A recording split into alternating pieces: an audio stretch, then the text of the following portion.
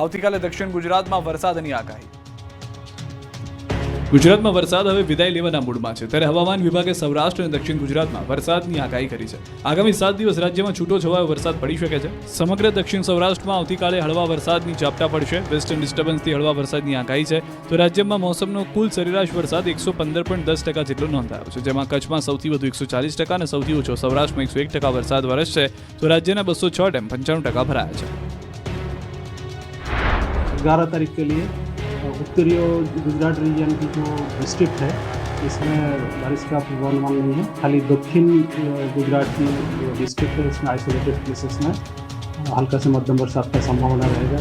सौराष्ट्र कच्छ में भी दक्षिणी जिला जो है इसमें हल्का से मध्यम बरसात का संभावना रहेगा, मेनली जो कोस्टल डिस्ट्रिक्ट है। દિવાળી પર આવશે માવઠું તો 3 મહિનામાં 3 અલગ અલગ ઋતુનો થશે અહેસાસ। અંબાલાલ પટેલે કરી ઘાતક આગાહી। નવરાત્રી દશેરા બગડ્યા બાદ હવે વરસાદ દિવાળીને પણ ધોઈ નાખશે। જી હા, દિવાળી અને નવેમ્બર માસ સુધી વાવાઝોડા અને માવઠાનો ખતરો ગુજરાત પર છે। આગાહીકાર અંબાલાલ પટેલે આગાહી કરી છે કે 3 મહિનામાં 3 અલગ અલગ ઋતુનો અહેસાસ થશે। 13મી બાદ ગુજરાતમાં બફારોના પ્રકોપ વધશે। 18 ઓક્ટોબરથી ગુજરાતમાં માવઠાનો માર સહન કરવો પડશે। 23 ઓક્ટોબરથી સવારે ગુલાબી ઠંડીનો અહેસાસ થશે। 22 ડિસેમ્બરથી રાજ્યમાં કાતિલ ઠંડી પડશે। તારીખ 10 થી 13 ઓક્ટોબરમાં પણ વાદળવાળું કે ક્યાંક વરસાદની કંઈક હળવા વરસાદની શક્યતા ગણી શકાય।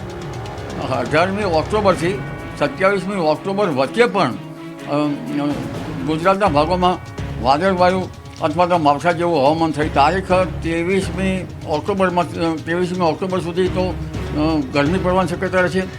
નવેમ્બરની શરૂઆતમાં દક્ષિણ ભારતમાં ભારેથી અતિભારે વરસાદ થવાની શક્યતા રહેતા પુનઃ ગુજરાતના હવામાનમાં પલટો આપી શકે અને વાદળવાળું કે વરસાદની સ્થિતિ ક્યાંક માવઠાની સ્થિતિ થઈ શકે। ઠંડી જે છે એ ડિસેમ્બરની શરૂઆતમાં કંઈક ઠંડક જેવું જણાશે અને 22મી ડિસેમ્બરથી દેશના ઉત્તરીય પર્વતીય પ્રદેશોમાં ભારે હિમવર્ષા થતાં રાત્રો થીજવતી ઠંડી પડવાની શક્યતા રહેશે। વરસાદ પડતા મહુવા યાર્ડમાં મગફળી પલળી ગઈ। ભાવનગરના મહુવામાં પાછોતરા વરસાદને કારણે જગતનો તાજ લાચાર બન્યો। મહુવા માર્કેટ યાર્ડમાં 6 થી 7 હજાર ગુણી મગફળી પલળી જતા ખેડૂતો પારાવાર નુકસાની વેઠવાનો વારો આવ્યો છે। જણસી માર્કેટ યાર્ડ લઈ જતા સમયે પલળી જતા ખેડૂતોને બેવડો માર સહન કરવાનો વારો આવ્યો છે। 6 થી 7 હજાર ગુણી મગફળી પલળી હોવાનું અનુમાન છે। વરસાદ આવી જતા પોતાનો પરસેવો સિંચીને વાવેલી જાણસને બચાવવા માટે ખેડૂતો યાર્ડમાં દોડતા જોવા મળ્યા હતા। મગફળીમાં પાણી ન જાય તે માટે તાડપત્રીનો સહારો લેતા જોવા મળ્યા। આ તરફ ભાવનગરના ખેડૂતોને પણ આવ્યો રડવાનો વારો। ભાવનગરમાં પણ વરસાદે ફેરવ્યું મગફળી પર પાણી। મેઘરાજાએ જતા જતા ખેડૂતોને રડાવ્યા। ભાવનગર જિલ્લાના જેસર અન્નદાતા પર ફરી આફત આવી પડી છે। મહુવા પંથકમાં ખેડૂતોએ મગફળીની સાર સંભાળ કરી અને મગફળી ઉપાડી પણ લીધી, પરંતુ જ્યારે પાથરા થયા ત્યારે મેઘરાજા આફત બનીને વરસ્યા। જગતના તાતના સારા ઉત્પાદનના સ્વપ્ન પર પાણી ફરી વળ્યા। 1 વીઘા દીઠ મગફળીના પાક પાછળ ખેડૂતોએ 15-20 હજાર સુધીનો ખર્ચ કર્યો। જ્યાં ખેડૂતોએ રાત દિવસ મહેનત કરી પરસેવો રેડ્યો, ત્યારે પાક લેવાના સમયે વરસાદ વરસતા મગફળીને પાક સડવા લાગ્યો છે। આ મગફળીનું હવે વેચાણ કરવામાં આવે તો તેના ભાગ્યે જ રૂપિયા મળે તેવું છે। જે મગફળીના ભાવ 1500 રૂપિયા કરતાં પણ વધુ મળવા જોઈએ, તે જ મગફળીના ભાવ હવે 500 સુધીના મળશે। ત્યારે હવે ખેડૂતો સરકાર પાસે એક જ માંગ કરી રહ્યા છે કે વહેલી તકે સહાય આપવામાં આવે। જો સરકાર સહાય નહીં ચૂકવાય તો ખેડૂતોને રાતા પાણીએ રડવાનો વારો આવશે। વરસાદથી પાક બળી જતા જામનગરના ખેડૂતે લગાવી આગ। સહાય કરે તો આપણો ખેડૂતનો આધાર છે, બાકીના ખેડૂત માગ કોના આગળ માગું ખેડૂત। ખાસ કરીને રાઘવજીભાઈને કહેવા માંગુ છું કે આ ભ્રોજ તાલુકાનું તાત્કાલિક ધોરણે સર્વે કરી અને જામનગર જિલ્લામાં પણ સર્વે કરીને જામનગર જિલ્લાને તાત્કાલિક ધોરણે જે સહાય દેવાની થાય એ સર્વે કરીને આપે। શક્તિ વાવાઝોડાએ ખેડૂતોને અશક્ત કર્યા। ચોમાસાની વિદાય ટાણે જ તેજ પવન સાથે ખાબકેલા વરસાદથી ખેડૂતોની કમર તૂટી ગઈ છે। જામનગર જિલ્લાના ધ્રોલ તાલુકામાં ખેડૂતોનો ખેતરમાં ઊભો પાક નિષ્ફળ થઈ ગયો। સ્થિતિ એવી છે કે ખેડૂતોએ પોતાના નિષ્ફળ પાકને સળગાવીને વિરોધ કર્યો, સાથે જ પોતાની હૈયા વરાળ પણ કાઢી। નવરાત્રી દરમિયાન પડેલા વરસાદે ખેડૂતોની કમર તોડી નાખી છે।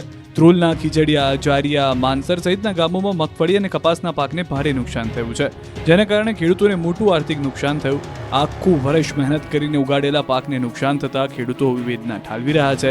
તેમનું કહેવું છે કે પાક એટલો બગડ્યો છે કે બજારમાં વેચવા જવું કંઈ બચ્યું જ નથી। ખેડૂતોનો આક્ષેપ છે કે આ વિસ્તાર કૃષિ મંત્રી રાઘવજી પટેલનો હોવા છતાં તેમણે કોઈ નોંધ લીધી નથી। જગતનો તાત હવે સરકાર પાસે વળતરની માંગ કરી રહ્યો છે। જામનગરમાં પાછોતરા વરસાદથી કપાસના પાકનો વળી ગયો સૂત। દરિયામાં શક્તિ વાવાઝોડાની અસરથી રાજ્યના અનેક વિસ્તારમાં પાછોતરો વરસાદ પડ્યો, જેને લઈને જગતના તાતની કમર તૂટી ગઈ. ગીર સોમનાથ, ભાવનગર, જામનગરમાં પાકનો સોથ વળી ગયો. જામનગરના જોડિયા પંથકના ખીરી ગામમાં પાછોતરા વરસાદથી કપાસનો પાક તબાહ થઈ ગયો. મહા મહેનતે ખેડૂતોએ વાવેલા કપાસના પાકમાં ફાલ ખરી જતા ખેડૂતોને નુકસાની ભોગવવાનો વારો આવ્યો. કપાસના પાકમાં સુકારો આવી જતા મોઢા સુધી આવેલો કોળિયો છીનવાઈ ગયો. હવે દિવાળી પણ બગડવાની શક્યતા છે, ત્યારે સરકાર વહારે આવે તેવી ખેડૂતોની માંગણી છે. રાજકોટમાં ટેકાના ભાવે મગફળી ખરીદીને લઈને કોંગ્રેસનો વિરોધ. રાજકોટમાં મગફળીના ટેકાના ભાવે ખરીદી મુદ્દે કોંગ્રેસનો વિરોધ તેજ બન્યો. બહુમાળી ચોક ખાતે ખેડૂતો અને કોંગ્રેસના આગેવાનો દ્વારા ધરણા કરવામાં આવ્યા, જેમાં મોટી સંખ્યામાં કોંગ્રેસના કાર્યકરો પણ જોડાયા. કેમ કે કેન્દ્ર સરકારે 12.67 લાખ ટન મગફળી ખરીદવાનો નિર્ણય કર્યો છે. તેથી 9.31 લાખ ખેડૂતોની નોંધણી વચ્ચે ખેડૂત દીઠ માત્ર 68 મણ ખરીદી થવાની શક્યતા છે. તેથી કોંગ્રેસ માંગ કરી છે કે ખેડૂત દીઠ 200 મણ મગફળી ખરીદવામાં આવે. જો માંગ ન સ્વીકારાય તો રાજ્યવ્યાપી આંદોલનની ચીમકી ઉચ્ચારી છે. આણંદમાં પાણીની સમસ્યા દૂર ન થતા લોકોએ નનામી કાઢી વિરોધ કર્યો. ગામમાં પાણી સહિતની સમસ્યા દૂર ન થતા લોકોએ વિકાસની નનામી કાઢીને અનોખો વિરોધ કર્યો. આણંદના દેવરાજપુરા ગામના લોકો ગટરના પાણીની સમસ્યાથી કંટાળી ગયા. રોડ પર બારે માસ ગટરના પાણી ઉભરાતા લોકો પરેશાન થઈ ગયા. લોકોને પાણીથી વચ્ચેથી પસાર થવું પડી રહ્યું છે, તો રાત્રે સ્ટ્રીટ લાઇટ પર ચાલુ નથી હોતી. કચરાનો પણ નિકાલ થતો નથી. તમામ સમસ્યાઓથી લોકોએ કંટાળીને વિકાસની નનામી બનાવી અને તેની અંતિમ વિધિ કરી. જામનગરમાં મેળામાં ભ્રષ્ટાચારના આક્ષેપ સાથે કોંગ્રેસનો વિરોધ. રમકડા, ફજર ફાડકા, વિવિધ રાઇડ સાથે હલ્લાબોલ કરી કોંગ્રેસે જામનગર મહાનગરપાલિકાની કચેરીને ગજવી. જામનગરમાં યોજાયેલા શ્રાવણી મેળામાં ભ્રષ્ટાચારના આક્ષેપો સાથે કોંગ્રેસના નેતાઓએ વિરોધ કર્યો. જામનગર મહાનગરપાલિકાના વિપક્ષના નગરસેવકો અને કોંગ્રેસના નેતાઓએ મેળાના રમકડા સાથે મેયરની ચેમ્બરમાં પહોંચીને સૂત્રોચ્ચાર કર્યા. આવેદનપત્ર આપ્યું. તપાસ સમિતિ દ્વારા મોટા મગરોને છોડી નાના નાના માછલાઓને સાણસામાં લેવામાં આવતા હોવાનો પણ વિપક્ષે આક્ષેપ લગાવ્યો અને ટેન્ડરના નિયમમાં પણ ગેરરીતિ આચરાઈ હોવાનો આક્ષેપ કર્યો. ધોરાજીમાં સફાઈ કર્મીઓ અને એજન્સીના કર્મચારીઓ વચ્ચે મારામારી.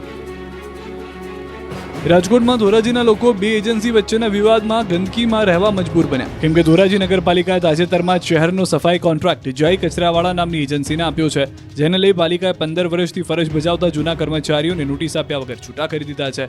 પાલિકાના નિર્ણયનો વિરોધ કરતા 70 કર્મચારીઓ 5 દિવસથી અચોક્કસ મુદતની હડતાલ પર ઉતર્યા છે. પાલિકા કચેરી રજૂઆત કરવા પહોંચેલા કર્મચારીઓ અને એજન્સીના કર્મચારીઓ વચ્ચે ઉગ્ર બોલાચાલી બાદ છૂટા હાથની મારામારી થતા મામલો ગરમાયો. પોલીસે ઘટના સ્થળે પહોંચી મામલો થાળે પાડવા બળ પ્રયોગ કર્યો. પોલીસે બંને પક્ષના 6 લોકોની અટકાયત કરી. સફાઈ કર્મચારીઓ હડતાલ પર ઉતરતા શહેરના માર્ગો પર દિવાળી પહેલા ગંદકીનું સામ્રાજ્ય જોવા મળ્યું અને પાલિકા અને કર્મચારીઓના વિવાદ વચ્ચે શહેરની જનતા પીસાઈ રહી છે. મચ્છરનો ઉપદ્રવ વધતા સ્થાનિકોને રોગચાળો ફેલાવાની ભીતિ સેવાઈ રહી છે. અમદાવાદના ચંડોળા તળાવના અસરગ્રસ્તોએ વિવિધ મુદ્દે કર્યો વિરોધ.